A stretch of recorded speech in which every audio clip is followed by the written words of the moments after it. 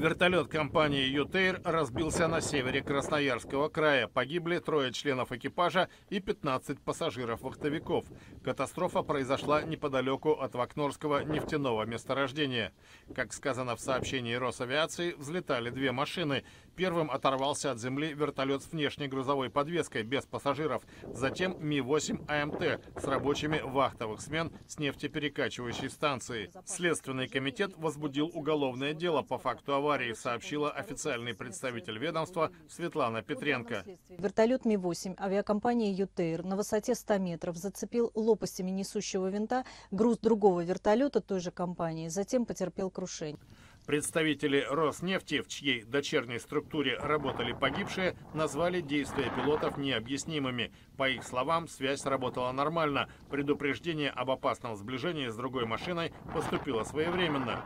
В сообщении авиакомпании сказано, что командир экипажа был опытным специалистом с большим летным стажем.